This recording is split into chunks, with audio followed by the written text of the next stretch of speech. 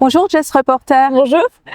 Nous sommes vraiment heureux de vous accueillir à Épinal dans la Cité des Images et plus particulièrement au bicentenaire de la photographie à Épinal. Je suis photographe amateur, je suis Corinne Arouet et je fais partie d'un club de photos et de vidéos des Vosges. Dès l'enfance, vous manifestez une appétence pour les terres lointaines, puis étudiez pour devenir assistante vétérinaire. À 20 ans, vous partez découvrir l'Afrique et en 2022, dans les montagnes en Ouganda, une rencontre, pas comme les autres, réunira deux passions qui vous animent depuis, la faune et les voyages. Pouvons-nous leur attribuer le tournant décisif de votre vie privée et professionnelle et pourquoi ces gorilles, spécifiquement, en ont-ils été les déclencheurs? Mais effectivement, on peut leur attribuer ce mérite, si on peut dire ça.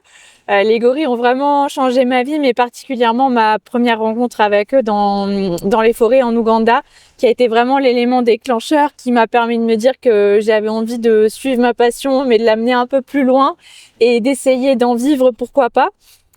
Maintenant, pourquoi ils ont été le déclencheur, je ne saurais pas vraiment l'expliquer. C'est une passion qui remonte à mon enfance, qui a été déclenchée par le visionnage du film Gorille dans la brume, que j'ai dû voir quand j'avais entre 10 et 12 ans, grand maximum. Et suite à là, je suis tombée complètement red dag, un peu comme Obélix dans la potion magique, un peu inexplicable. Ça paraissait fou pour les autres, puisque toutes mes années, partie de mes années primaires, mon collège et mon lycée, dès qu'on me demandait quel est ton plus grand rêve, je disais c'est d'aller voir les gorilles en Ouganda. C'est pas commun, les gens n'ont pas l'habitude. Effectivement. Et quand j'ai poursuivi mes études d'assistante vétérinaire, ça m'a permis d'avoir un emploi. Oui. Et c'est ce qui m'a fait, ce qui m'a permis d'économiser. Oui. Pour aller les voir pour les découvrir. en Ouganda, pour les découvrir. Et là, je me suis dit, ok, c'est bon, je quitte tout. Et ça a été le cas. Je crois que 3 mois plus tard, j'avais tout quitté, CDI, tout. Et je m'envolais pour l'Afrique, où après, j'ai vécu pendant 6 mois au Zimbabwe. Rien à voir avec les gorilles, mais voilà. Ça a enclenché toutes les rencontres que j'ai faites par la suite et qui m'ont permis d'être là où je suis aujourd'hui. L'exposition que vous présentez à Épinal s'intitule Mission Espoir. Pouvez-vous nous parler des photographies que vous avez choisi de présenter dans le cadre de la Biennale? Oui, alors Mission Espoir, c'est un gros projet que j'ai monté, on va dire, en autonomie, qui est subdivisé en plein de petits projets. Donc il y a l'exposition qui tourne dans plusieurs festivals et que j'alimente au fur et à mesure avec des nouvelles photos que j'ai l'occasion de faire. Il y a également un documentaire que j'ai produit en autonomie qui est sorti l'année dernière. Et là, on est en train de travailler sur un projet de conservation à mettre en place en Ouganda. Donc c'est vraiment complet. Oui. Mais si on revient sur la série de photos actuelle qui est exposée aujourd'hui, cet ensemble représente à peu près 3 ans de travail et en tout, cela représente seulement 4 heures passées avec les gorilles, donc espacées sur 3 ans. C'est vrai qu'on se rend pas forcément compte quand on voit l'exposition, mais la rencontre avec les gorilles, c'est quelque chose qui est très encadré. C'est-à-dire que sur un séjour de 10 jours, par exemple en Ouganda, ça va représenter une journée, allez des fois 2 quand on a le budget, parce que ça a un coût. Et ensuite, quand on passe cette journée, en fait, durant celle-ci, on n'a qu'une seule heure de présence avec les gorilles. Et donc, ça peut très vite être limité. On peut pas prédire les conditions dans lesquelles on va les voir parce que la forêt tropicale a son propre écosystème. Oui. Donc, on peut marcher sous 4 heures de soleil et ça m'est déjà arrivé. On arrive avec les gorilles et il pleut des cordes et au point où le matériel ne fonctionne plus et malheureusement, on sort qu'avec 1 ou 2 photos. On peut avoir des conditions où on arrive, les gorilles sont dans les arbres. Donc pareil, la prise de vue est compliquée. Des conditions où le fait que ce soit une forêt très dense, les puits de lumière ils sont vraiment très intenses. Oui. Donc le gorille étant un sujet très sombre, pour trouver l'équilibre entre l'exposition, c'est très compliqué de garder des blancs corrects, mais en même temps d'essayer de récupérer un peu dans les ombres. Donc c'est tout un challenge. Ce qui fait que cette exposition, Elle représente beaucoup de travail, beaucoup de patience et je suis actuellement quand même très heureuse et très fière parce qu'elle comporte à peu près une dizaine de photographies qui sont correctes à mes yeux et pourtant ça m'a pas non plus pris 10 ans quoi. Mais c'est des petits instants de vie, rien n'a été pris pendant le même trek. C'est à chaque fois des différentes familles. Oui. Alors il y en a une qui ressort 2 fois parce que voilà, c'est mon petit coup de cœur et qu'elle m'a offert un instant magique. Mais sinon, c'est des petits fragments de vie à chaque fois que j'ai pu vivre avec ces gorilles dans les montagnes. On sent effectivement que ces photographies touchent à votre sensibilité la plus profonde. Oui. Et elles sont particulièrement touchantes. On remarque tout de suite l'échange au niveau des regards, au niveau de la posture. On ressent vraiment une approche humaine et de votre part dans le respect. Oui, dans le respect. toujours. Oui. Donc effectivement, votre parcours et votre approche naturaliste et sensible sont orientés vers la défense des espèces animales menacées, de façon plus générale, outre les gorilles.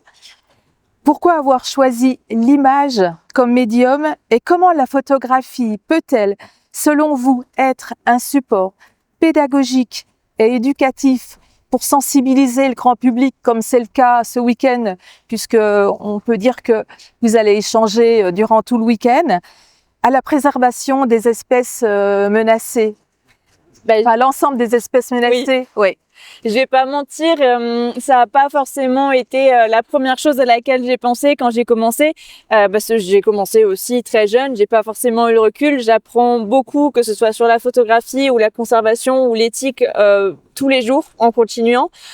Au début, c'était vraiment la manière d'allier mes 2 passions. Oui. C'est-à-dire la photographie que j'ai découvert également très jeune parce que ma maman avait toujours un appareil photo, donc je me suis vite retrouvée avec un appareil photo dans les mains. Les animaux qui ont été mes premiers sujets, que ce soit les chats, les chevaux avec lesquels j'ai commencé et après les plus exotiques. Donc ça a d'abord été ça. Et au fur et à mesure, je pense que j'en ai vraiment pris conscience quand je suis allée en Ouganda la première fois, quand j'ai commencé à développer, c'est de notre génération, mais les réseaux sociaux aussi maintenant. C'est là que j'ai pris conscience et je me suis dit, waouh, l'image, elle a vraiment un pouvoir. J'ai pris du recul. Je me suis dit, si moi aujourd'hui je suis en Ouganda, c'est parce que j'ai vu un film. Alors c'est pas de la photo, mais ça reste de l'image en elle-même. J'ai vu un film qui m'a émue, qui m'a touchée.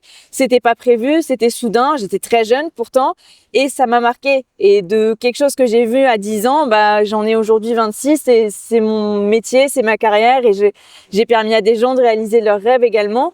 Et quand j'ai pris conscience de tout ça, quand j'ai découvert le monde de la photographie, le fait qu'on pouvait faire des expositions, je me suis dit, rencontrer les gorilles, c'est quelque chose qui est très onéreux. Même de manière générale, si on prend n'importe quelle espèce en Afrique maintenant, réaliser un safari, ce n'est pas forcément à la portée de tout le monde. Ça reste coûteux.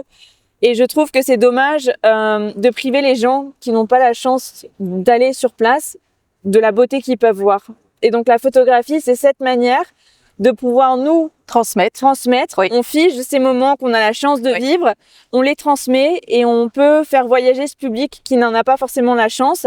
Premièrement pour les émerveiller, mais deuxièmement pour leur faire prendre conscience que oui, c'est des animaux qu'on va pas croiser tous les jours dans notre quotidien. C'est pas la même chose qu'un renard qu'on peut voir dans notre jardin et on va se dire ok, il faut que je protège le renard, il y a un intérêt. Personne va se lever un matin, enfin je pense, très peu de gens, et se dire aujourd'hui j'ai envie de sauver les gorilles. C'est pas dans notre esprit, on le voit pas à la télé, c'est pas dans notre quotidien. Et donc c'est important, que ce soit pour les gorilles ou pour n'importe quelle espèce qui existe en fait sur Terre et qui n'est pas forcément en France, d'avoir ces médiateurs qui vont pouvoir être les porte-parole de ces espèces qui sont loin, qui font face à des défis presque quotidiennement, qu'on a failli faire disparaître nous-mêmes, et de pouvoir les ramener et de les reconnecter à un public. Et puis de manière générale, je pense qu'à l'heure actuelle, c'est très important de reconnecter les gens à la nature, parce qu'on en a grandement besoin déjà, rien que nous moralement, mais surtout parce que c'est ce qui nous relie tous ensemble et on a détruit tellement de choses et en même temps on a le pouvoir de les réparer et de les protéger. Et je pense que la photographie, elle a un large impact là-dessus. Et pour revenir même aux gorilles, si on prend l'exemple de Dian Fossey, ce qui a permis de mettre en avant son travail et ce qui a été un vrai boom pour la conservation des gorilles, c'est quand Bob Campbell est venu sur place. et a pris les photographies pour National Geographic. Oui. Et elle s'est retrouvée en couverture. Et les gens, ils ont découvert les gorilles. Ils ont découvert que c'était pas des créatures monstrueuses. On peut dire qu'on s'identifie. Exactement. Il y avait des gestures, notamment entre les deux orphelins qu'elle avait récupérés, Ouais. qui étaient très humaines, d'enfants qui jouaient. La manière dont elle les tenait, c'est la manière dont nous, on peut tenir nos bébés. Nos enfants. Exactement. Ouais. Et au final, ça a été la photographie qui lui a permis de se faire connaître et de rendre public ses recherches et d'en être là où on est aujourd'hui. Donc, je pense qu'il y a encore beaucoup à jouer. Beaucoup à faire. Oui, beaucoup à faire. J'ai vu que vous tournez. Surtout. Pour terminer, célébrer à Épinal, berceau historique de l'imagerie populaire, les 200 ans de la photographie, un art aux multiples facettes, aussi bien dans ses thèmes que dans ses supports, a-t-il, selon vous, une signification particulière ?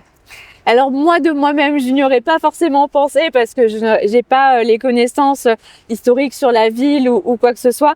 Mais en tout cas, quand on m'a proposé le projet, j'ai été très honorée d'avoir été invitée, d'avoir la chance d'être là ce week-end, de pouvoir découvrir Épinal parce que même si je suis strasbourgeoise et maintenant vosgienne, c'est pas forcément une ville que je connaissais.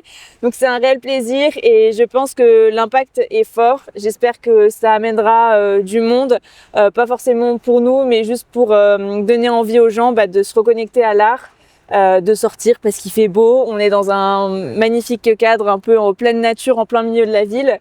Et en tout cas, c'est un réel plaisir d'être là aujourd'hui. Merci beaucoup Jess Reporter. Je vous souhaite de passer des belles journées, de belles rencontres à Épinal et de continuer le travail qui vous anime et qui vous passionne tant autour des animaux menacés. Mais merci beaucoup. Merci encore à vous. Bonne journée. Bonne journée également.